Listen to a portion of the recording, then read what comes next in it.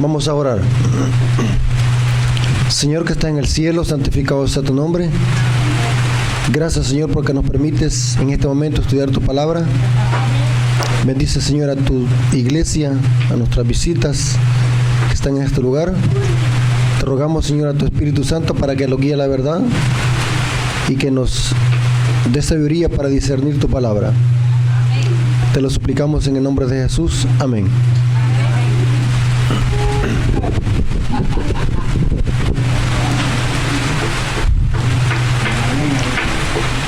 Quiero que leamos Génesis 2:7. Génesis 2:7. Quiero que nos concentremos en el estudio.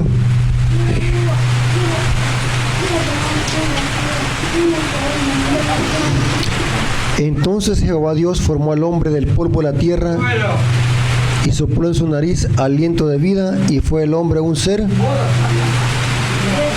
viviente.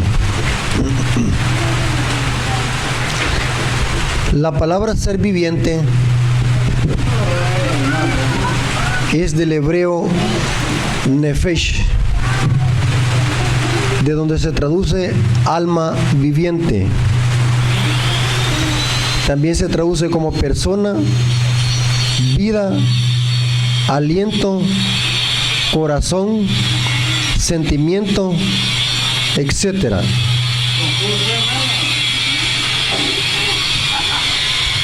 Eso significa la palabra nefesh, que en la versión 60 dice ser viviente. Ser viviente. Ahora, la pregunta es la siguiente: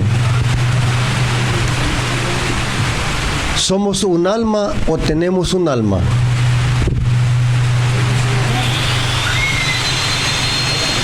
Según lo que acabo de decir.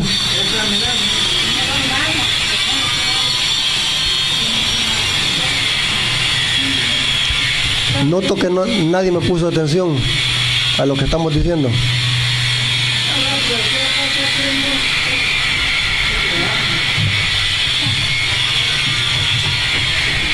Según la Biblia, en lo que acabamos de leer,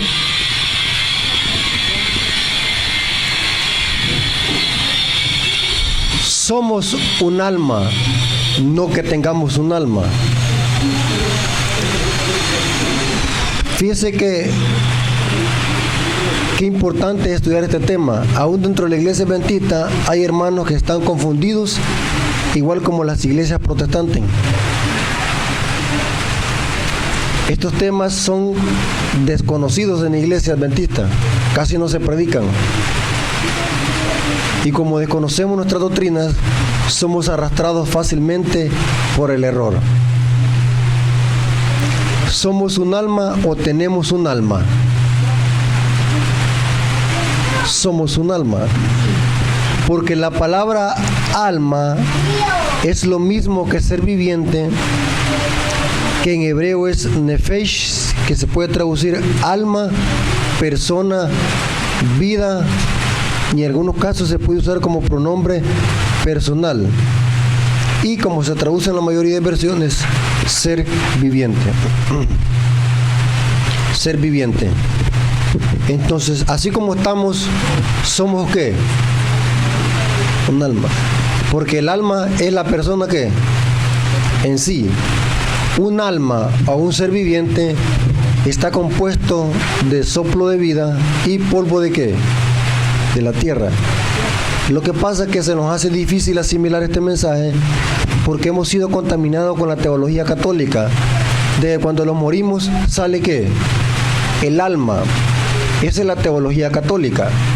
Entonces, y muchos adventistas tenemos esa teología católica porque venimos del catolicismo, o se nos ha pegado en la mente la falsa enseñanza que presentan las iglesias protestantes. Y hay adventistas que creen en esta falsa enseñanza de que tenemos un alma, en lugar de decir que somos un alma, porque la persona en sí es un alma o ser viviente.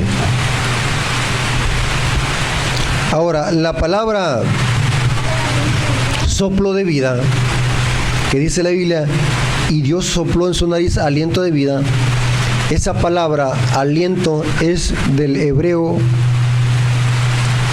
neshama, que se puede traducir como soplo, hálito, respiración divina, o aliento o energía, o capacidad vitalizadora.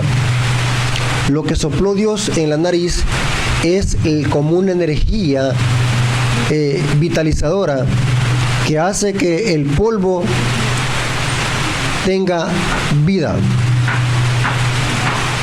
Sin esa energía vitalizadora, el polvo no tiene vida. Ahora, ¿de qué está compuesto un alma según la Biblia entonces? Del polvo de la tierra y de Neshenama, que es el ¿qué? El aliento de vida. Eso es un alma. Por ejemplo, algunos ejemplos bíblicos. Proverbios 11:30. Dice allí Salomón: el fruto del justo es árbol de vida. El que gana almas es sabio. Significa que el que gana, en lugar de alma, ¿cuál sería la traducción correcta? El que gana personas o vidas es sabio. Porque la palabra alma es un ser viviente o una persona. ¿Me están entendiendo, hermanos? Ahora, vamos a leer dos textos. Mateo 16:26. Noten lo que dice. Porque ¿qué aprovechará el hombre si ganare todo el mundo y perdiere su alma?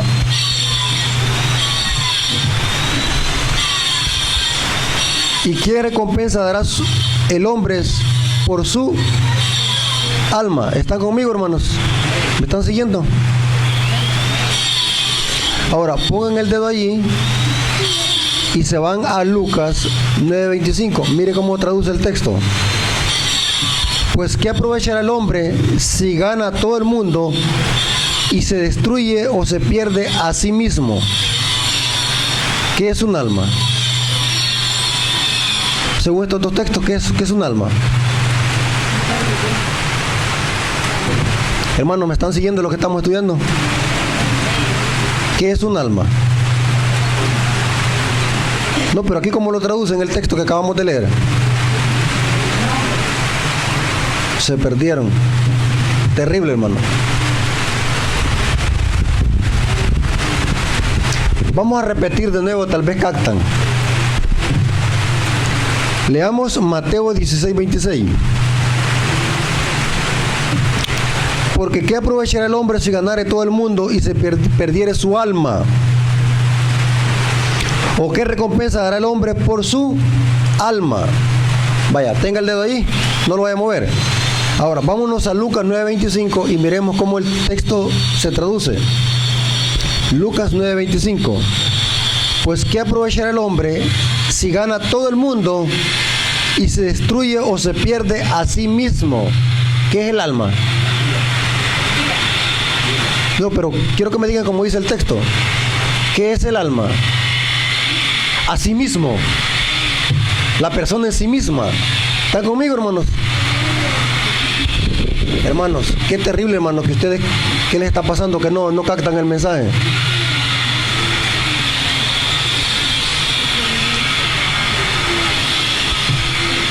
El alma es a sí mismo, nosotros mismos, así como estamos, somos un alma.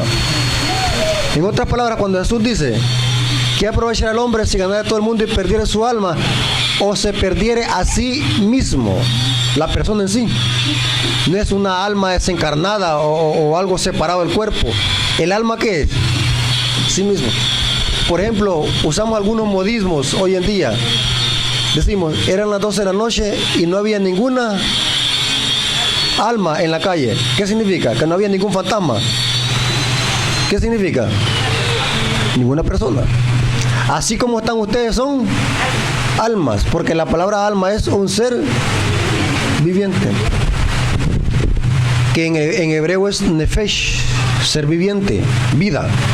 Ahora, aquí va lo interesante. Ponga atención, es una clase que estamos teniendo. ¿Los animales tienen un alma o son un alma? ¿Ah? ¿Qué dicen ustedes? Si la palabra alma es del hebreo nefesh, ser viviente, la pregunta, vámonos para los animales. ¿Los animales tienen un alma o son un alma? Son un alma, porque la palabra alma significa ser viviente. ¿Los animales son ser vivientes o son alma? La diferencia es que los animales no tienen pensamiento, pero sí son seres vivientes. ¿Son seres vivientes los animales? ¿Son un alma? ¿Son alma los animales? Sí, porque la palabra alma significa ser viviente. ¿Se perdieron o los encarriló otra vez? ¿Ah? ¿Los perros son un alma? Lo que pasa es que cuando oímos la palabra alma, nos cuesta bien difícil sacar la basura que tenemos del catolicismo romano, porque el mundo nos ha enseñado que el alma es algo que tenemos por dentro y que sale cuando lo morimos. Pero cuando profundizamos en la Biblia, la persona en sí, la vida en sí, el ser viviente en sí, es un alma. Los gatos son un alma, las vacas son almas, porque son ¿qué? Ser viviente, igual que nosotros que somos ser vivientes. La diferencia es que nosotros fuimos hechos ¿qué? A imagen de Dios, mientras que los animales fueron hablados y llegaron a la existencia. Pero son seres vivientes, igual como nosotros. ¿Ustedes creen que los animales no sienten cuando se les hace daño? Y nosotros sentimos. Si los animales pudieran hablar, dijeran que les duele. ¿Son seres vivientes los animales? Sí, y podemos usar muchos ejemplos bíblicos donde la Biblia enseña de que los animales son almas. Por ejemplo, dice que en el diluvio murió todo ser viviente. Esta palabra ser viviente es del hebreo nefesh, alma. Está diciendo que murieron todos, ¿qué? Los animales, los seres vivientes. ¿Estamos de acuerdo en eso, hermano? ¿Sí? No dice así, ya vamos a llegar al texto. El texto no dice así. Ya vamos a llegar al texto. Ahora, ¿el alma muere o es inmortal? ¿El alma muere o es inmortal? Según lo que estamos estudiando. Inmortal significa que no puede morir y que nadie la puede matar, ni tan siquiera Dios.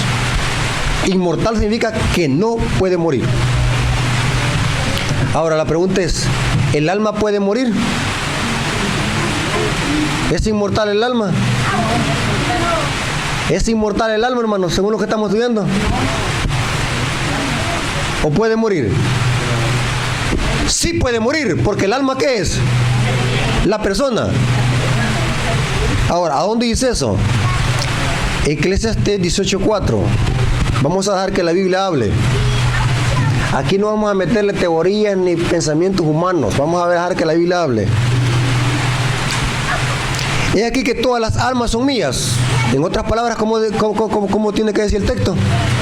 Todas las personas o todas las vidas son mías. Como el alma del Padre, como el alma del Hijo es mía. El alma que pecare, esa morirá. Pregunto, ¿el alma inmortal o puede morir? Porque el alma somos ¿qué? La persona en sí. Ahora, vámonos al texto que citó el hermano.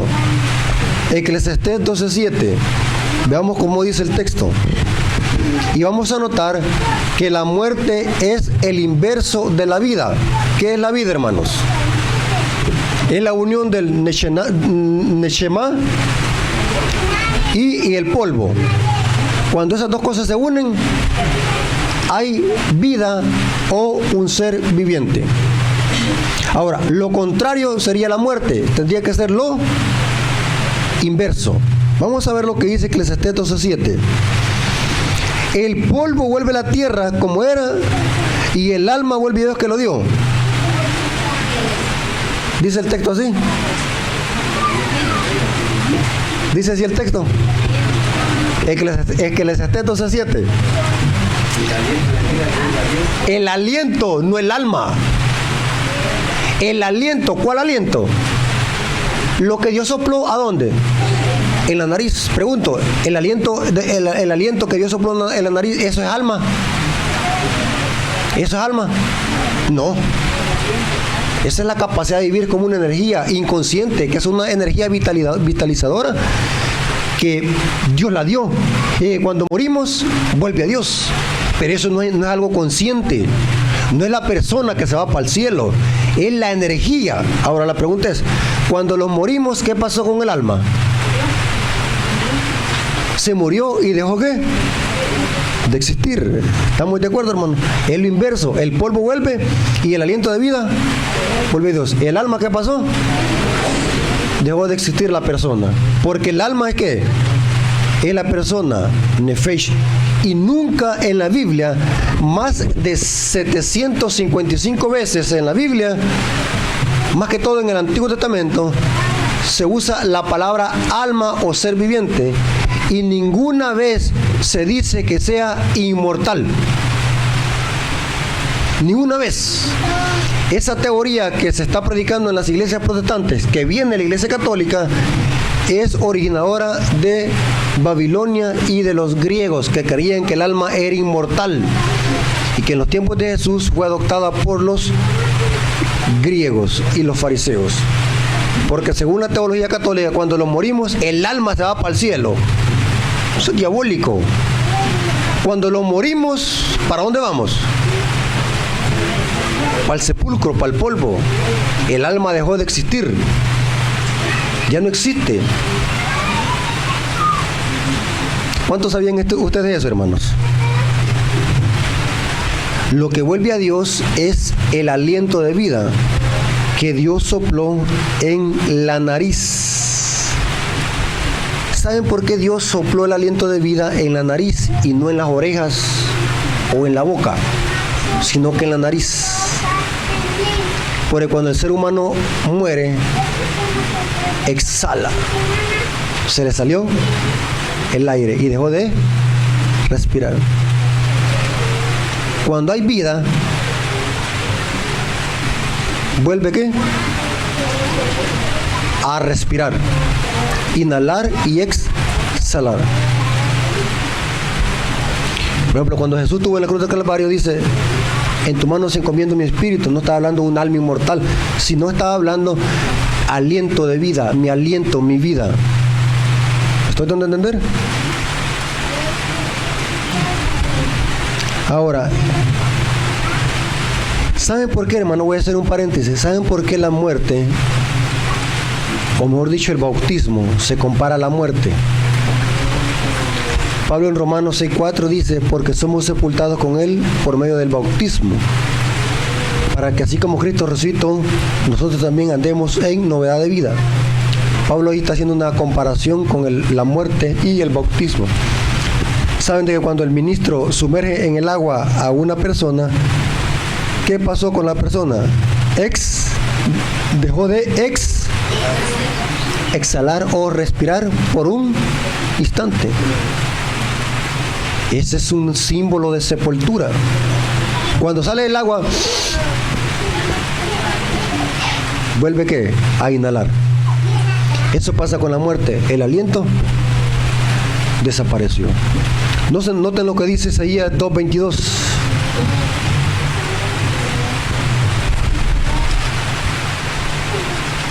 Isaías 2:22. Dejaos al hombre cuyo aliento está en su nariz. Esa palabra aliento, ¿cuál dije que era la palabra hebrea? Neshama, aliento, hálito. Nada que ver con alma. ¿Me estoy dando a explicar, hermano? El aliento de vida no tiene nada que ver con alma.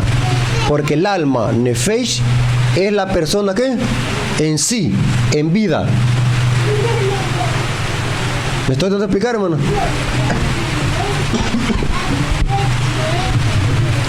Ahora, aquí va lo interesante, hermanos. ¿Dónde están las almas que han muerto? ¿Dónde están? ¿En el cielo o en el infierno? ¿A dónde están? Según lo que estamos estudiando. ¿Están aquí, hermanos? Ya se fueron. Fíjate que este tema lo estoy haciendo tan sencillo y explicándolo como explicárselo a un bebé, y aún así no están siguiéndome. Si la alma es la persona, mi pregunta fue la siguiente: ¿dónde están las almas que han muerto? ¿En el cielo o en el infierno? ¿Están a dónde? ¿En el sepulcro o en el polvo de la tierra? ¿Cuándo es que Dios las va a resucitar? Cuando Él venga por segunda vez. ¿Y los muertos en Cristo resucitarán qué? ¿A dónde están los muertos? Sepulcro. ¿Los buenos dónde están? Los muertos buenos, justos. ¿Y los impíos? En el sepulcro. La diferencia es que los justos serán recompensados en la resurrección cuando venga Jesús, y los impíos van a ser resucitados ¿cuándo? Después de los 1000 años. Pero todos los muertos o todas las almas, ¿dónde están? En el sepulcro. Vamos a ver un versículo. Hay mucho que hablar sobre esto, hermano, pero yo sé que ustedes son inteligentes, van a captar el mensaje. San Juan 5, 28 y 29. No os maravilléis, porque vendrá la hora cuando todos los que están en el cielo oirán mi voz.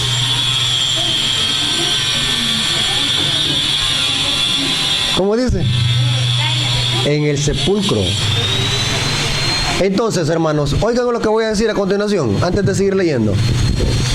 Cuando un protestante llegue a su casa y le diga: si usted muere, ¿a dónde iría en este momento? ¿Usted qué le va a responder? ¿A dónde iría? Primero iría al velorio, y si quieren mis familiares me van a enterrar el siguiente día, pero me van a ir a enterrar ¿a dónde? Al sepulcro. Les digo esto porque la mayoría de protestantes, más que todos los bautistas, andan con un folletito haciéndole creer a la gente: si usted muere, ¿a dónde iría? ¿Al infierno o al cielo? Pero según la Biblia, ¿a dónde vamos? Sepulcro. La recompensa nadie la recibe cuando muere. ¿La recibirá cuándo? Cuando Jesús venga por segunda vez. Y si es impío, si muere sin Cristo, su paga será ¿cuándo? Después de los 1000 años. Vamos bien hasta aquí, hermano. ¿Qué es un alma? ¿Es lo mismo que ser viviente o persona o vida? Vimos que los animales tienen un alma. Las piedras son un alma. Una piedra es un alma. ¿Por qué?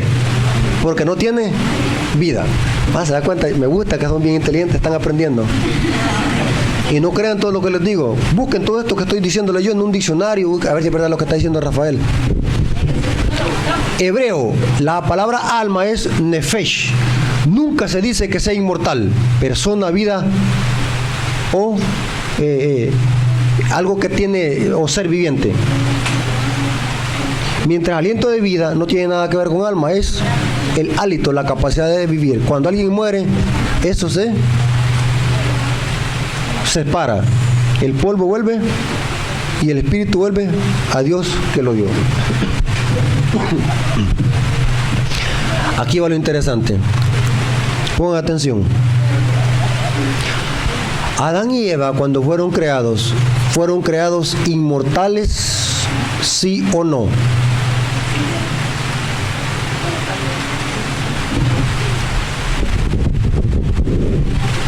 Porque la palabra inmortal, ¿qué significa? Que no puede morir. Mi pregunta que acabo de hacer es la siguiente, piense antes de responder. ¿Adán y Eva fueron creados inmortales, sí o no?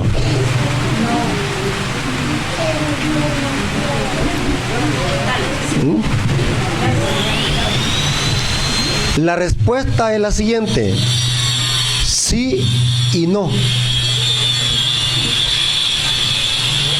¿Han visto ustedes esa clase de respuesta que al mismo tiempo sea sí y sea no? Pero así es. Adán y Eva fueron creados inmortales, pero esa inmortalidad era condicional, dependía de Dios y de un árbol. O sea que la inmortalidad estaba fuera de ellos, no propio de ellos. ¿A dónde dice la Biblia eso? Génesis capítulo 2, versículo 16 al 17. Cuando Dios creó al hombre, a Adán y Eva, más especial a Adán, les dio un mandato. Mandó Jehová Dios al hombre diciendo: de todo árbol del huerto podrás comer, mas del árbol de la ciencia del bien y el mal no comeráis, porque el día que de él comieres, no... ¿Qué dice? El día que de él comieres, ciertamente ¿qué? Morirás. Pregunto, ¿Adán y Eva eran inmortales? Sí, pero esa inmortalidad era ¿qué? Condicional. Dios les dijo, si ustedes hacen esto, van a vivir, pero si desobedecen, van a morir. Entonces no eran inmortales. Esa inmortalidad dependía de Dios y de ¿qué? De un árbol. Miren lo que dice Génesis 2:9. ¿De cuál árbol? En el jardín del Edén habían dos árboles especiales. Génesis 2:9. Y Jehová Dios hizo nacer de la tierra todo árbol delicioso a la vista y bueno para comer, también el árbol de la vida en medio del huerto. ¿Qué estaba en medio del huerto? El árbol de la vida. Y también, ¿qué es lo que había? El árbol de la ciencia del bien y el mal. Y saben, hermanos, si ustedes notan, hermanos, según el contexto, estos dos árboles estaban ¿qué? A la par, en medio del huerto. Pregunto, hermanos, según el mandato que acabamos de ver anteriormente, ¿Dios les había advertido que no comiesen del árbol de la ciencia del bien y el mal? ¿Estaba claro el mandato? ¿O se necesitaba teología para entender? No coman de este ¿qué? Árbol, porque si comen van a morir. Sencillo el mandato que hasta un bebé lo podía entender. ¿Sí? Pero ¿qué pasó, hermanos, después de que Adán y Eva pecaron?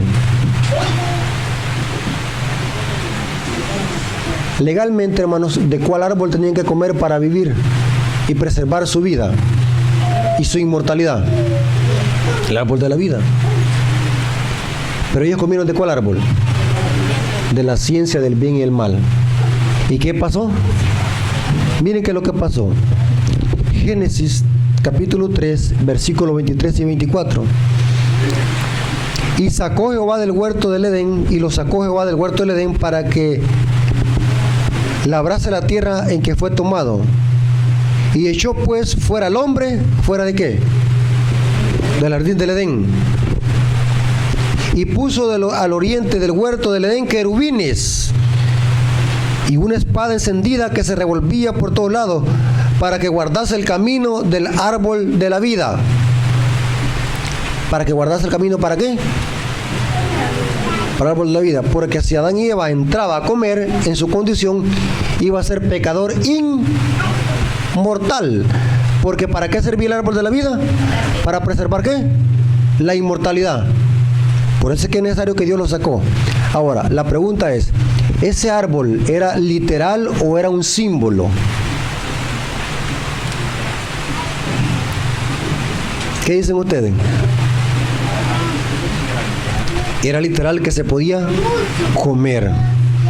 El Espíritu de Profecía dice que parecía manzana de plata el fruto del árbol de la ciencia del bien y el mal. Del fruto del árbol de la vida no se conoce como es, no lo menciona el Espíritu de Profecía. Pero el fruto del árbol de la ciencia del mal, dice Elena White en Patriarcas y Profetas, que parecían manzanas de plata, eran hermosas como brillaban.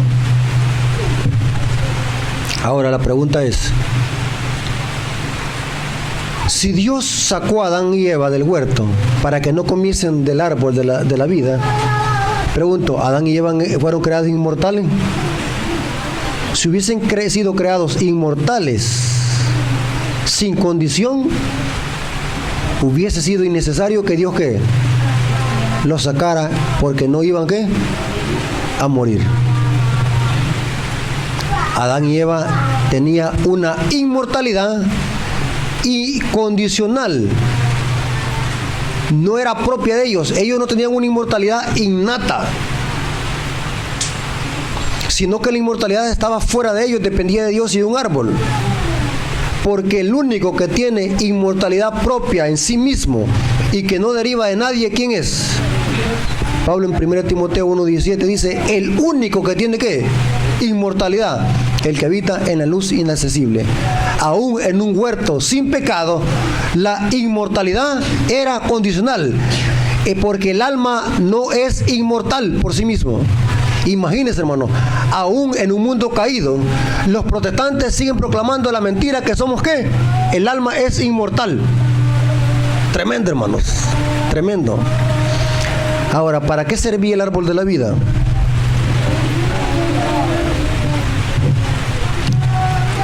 Noten qué interesante, hermano. Hermano, pongan atención a lo que voy a decir.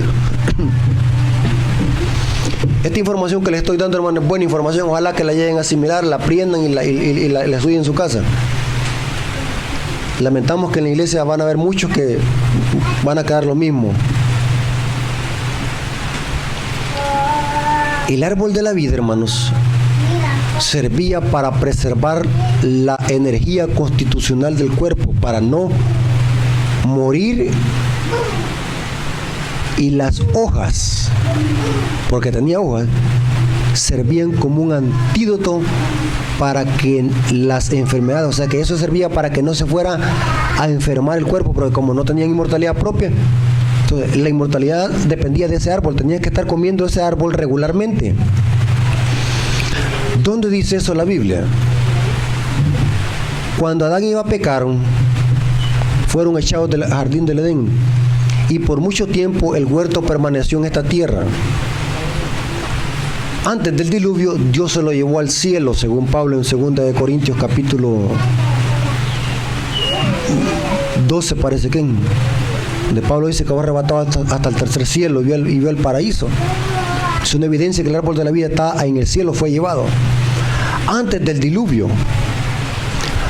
Pero ahora vamos a ver una cita bíblica en Apocalipsis, que en la Nueva Jerusalén viene otra vez el jardín del Edén y con él el árbol de ¿qué? De la vida. Apocalipsis capítulo 22, versículo 1 y 2.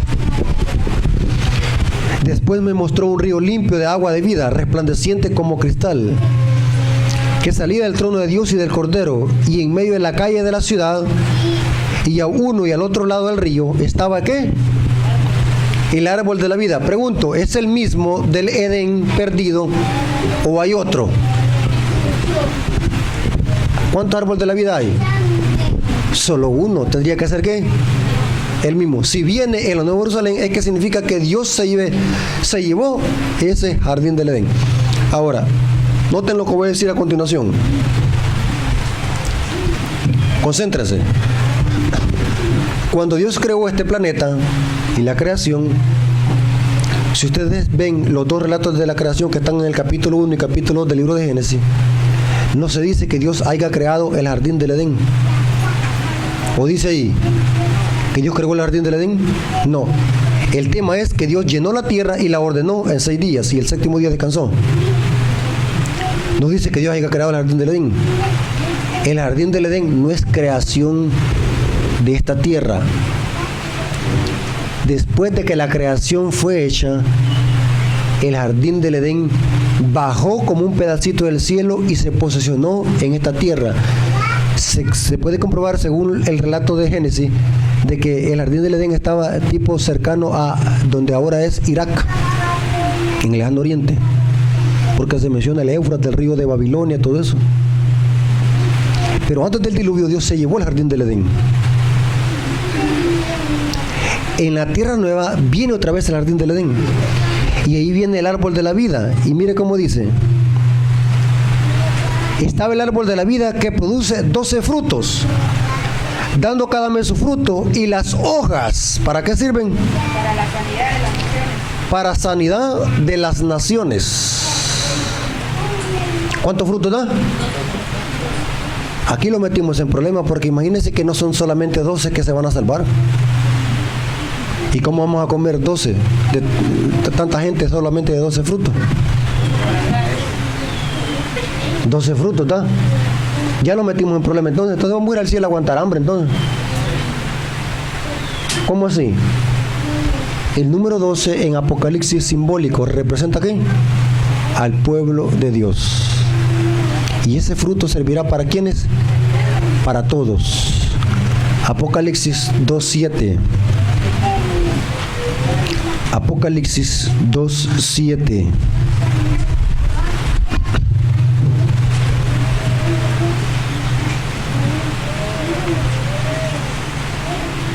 El que tiene oídos para oír, oiga lo que el Espíritu dice a la iglesia. El que venciere, le hará comer del árbol ¿de qué? De la vida, el cual está en medio del paraíso. ¿Dónde estaba el árbol de la vida en Génesis? También en medio del paraíso. ¿Dónde viene? En la Nueva Jerusalén. En medio.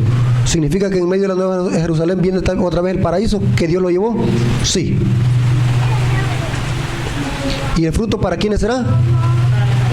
Para todos. Significa que el número 12 o 12 frutos es simbólico. El 12 es número simbólico. ¿Representa qué? Al pueblo de Dios. Pero dice que sus hojas serán para sanidad. Será un antídoto para que no se enferme el cuerpo. Imagínense. Ahora, aquí va lo interesante de lo que voy a decir, hermano. Esto es fácil, lo van a poder responder. ¿Por qué nosotros nos morimos y envejecemos? Y cada vez que va pasando generación para generación, vamos menguando en estatura y en años de vida. Que el Salmo dice que si los cuidamos llegaremos, ¿qué? Hasta 80 y 70. Salmo 90:10. Pero ¿por qué es que nos enfermamos y morimos? ¿Por qué? Sí, por el pecado, pero ¿por qué? Según lo que estamos estudiando. Hermanos, ya se perdieron. Porque no tenemos acceso al árbol de la vida. Y cada vez que va pasando la generación en generación, se los van terminando las oportunidades y la constitución física, que ya no podemos cargar batería. Y nuestra energía se va, ¿qué? Deteriorando. Aquí es donde influye la reforma pro salud. Aunque tenemos que envejecer y morirlos, pero la reforma pro salud sirve para que nosotros los cuidemos y duremos un poco más. La gente que se alimenta como puerco es la gente que dura más. Pero alguien me dijo una vez, predicando yo en una conferencia, me dice, hermano Rafael, me dice, mi mamá todos los días hacía magallas de puro, comía conejo, comía gatos monten, comía puerco, comía garrobo y murió de 115 años. Eso significa que la Biblia miente. No miente la Biblia. Son casos especiales, pero ¿saben por qué? Es que la gente antes duraba más, aunque tenía una dieta como de puerco, que todo lo que le ponían en la mesa, comía. La gente duraba antes más porque dependía de cómo los antecesores heredaron su energía constitucional a sus herederos. Si usted se cuidó, esa energía constitucional se la heredaban a los hijos y podía un hijo durar más tiempo de vida antes. Porque si usted se cuida, sus hijos van a salir ¿qué? Va a heredar también esa energía constitucional. Y si Dios no interviniera en este mundo, llegáramos a extinguirlos, porque cada día vamos menguando en edad de años. Así como los jóvenes están hoy que no se cuidan, no hay un respeto por la reforma pro salud, lo más que llegaremos son a 50 años.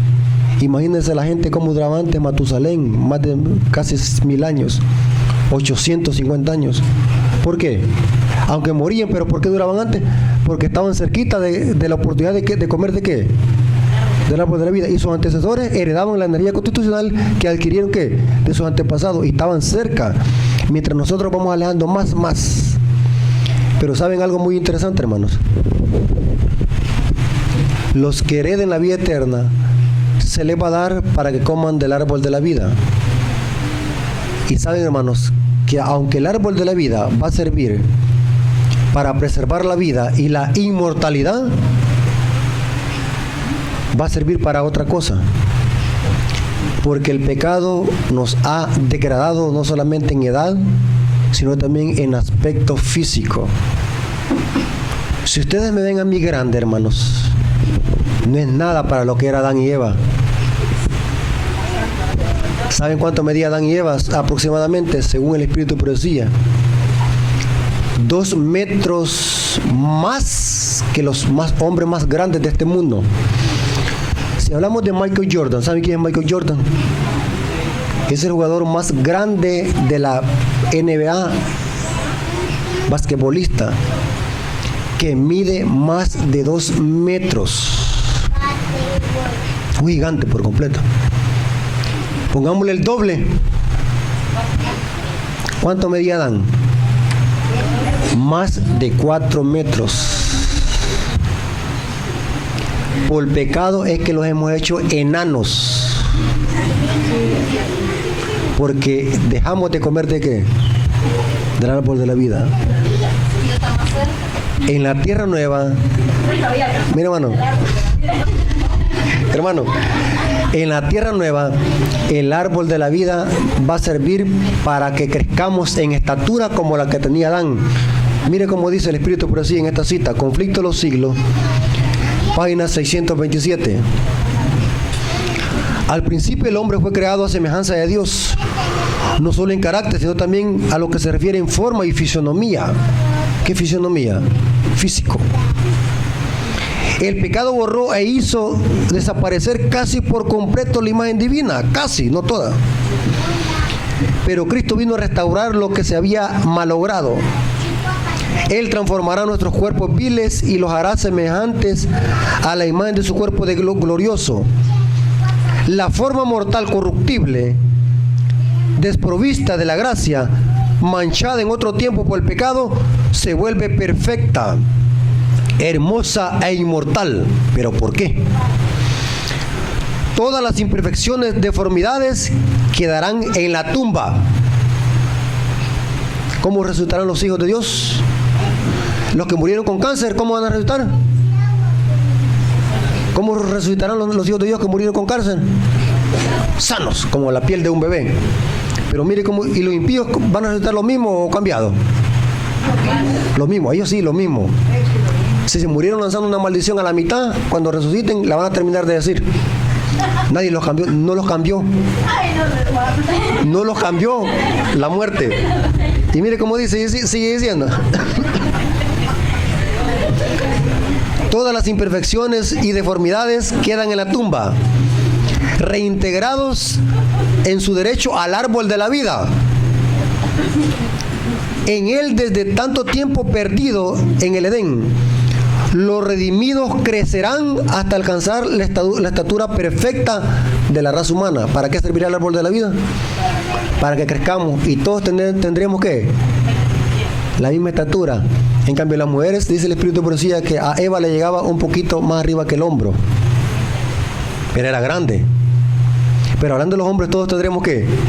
La misma estatura. Y yo quisiera profundizar más en esto, pero yo sé que ustedes tienen una mente que se cansa ligero, no porque yo profundizar en esto. Pero saben, hermanos, tengo un estudio profundo donde les demuestro también de que Cristo, por amor a nosotros, se hizo humano. Y por la eternidad se va a hacer humano y es humano. Y viene como humano. Y como humano estará por toda la eternidad en el trono del Padre. Eso significa que si Jesús es humano, para preservar su facultad física, come también del árbol de la vida. Su facultad física, no divina, porque es Dios. Porque según el Espíritu de Profecía, en el Deseo de toda la gente, página 17, por la eternidad Jesús va a ser humano. Y para preservar el cuerpo físico, ¿qué tenemos que hacer? ¿Qué vamos a hacer los redimidos en la tierra nueva? Por eso es que Jesús se le llama en la Biblia nuestro hermano. Aunque no lo dice la Biblia explícitamente, pero se insinúa. Si Jesús es por la eternidad humano, tiene que hacer uso también para preservar su facultad física humana. ¿Comer qué? También del árbol de la vida. Ahora, y mire cómo sigue diciendo. Los redimidos crecerán hasta alcanzar la estatura perfecta de la raza humana. En su gloria primitiva, las últimas señales de la maldición del pecado serán quitadas y los fieles discípulos de Cristo aparecerán en la hermosura de Jehová nuestro Dios, o sea que seremos hermosos, reflejando en espíritu, cuerpo y alma la imagen perfecta del Señor. Oh, maravillosa redención, tan descrita y tan esperada, contemplada con anticipación febril, pero jamás enteramente comprendida. Tenemos solamente pincelazos en la Biblia de lo que Dios tiene preparado para sus hijos, hermanos. Ahora, la única forma que podamos ser inmortales, ¿cuál es? Que dependamos de Jesús. Sin Jesús no hay inmortalidad. Mire cómo dice Pablo en Romanos 2, 5 y 7. Romanos 2:5, versículos 7 y 8 también. Pero por tu dureza de tu corazón no arrepentido, atesoras para ti mismo ira para el día de la ira y la revelación del justo juicio de Dios.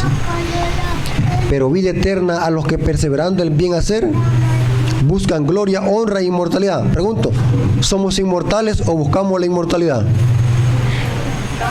Según Pablo aquí, buscamos la inmortalidad. Para que los hijos de Dios quieran ser inmortales, ¿qué tienen que hacer? Unirse a Jesús por la fe, porque en Él hay inmortalidad. Aquí va la pregunta del millón. ¿Sin Jesús podemos ser inmortales? ¿Sin Jesús podemos ser inmortales? Según Pablo. ¿Usted qué dice, hermana? No. Entonces, ¿qué pasará con los impíos? ¿Serán inmortales en el infierno?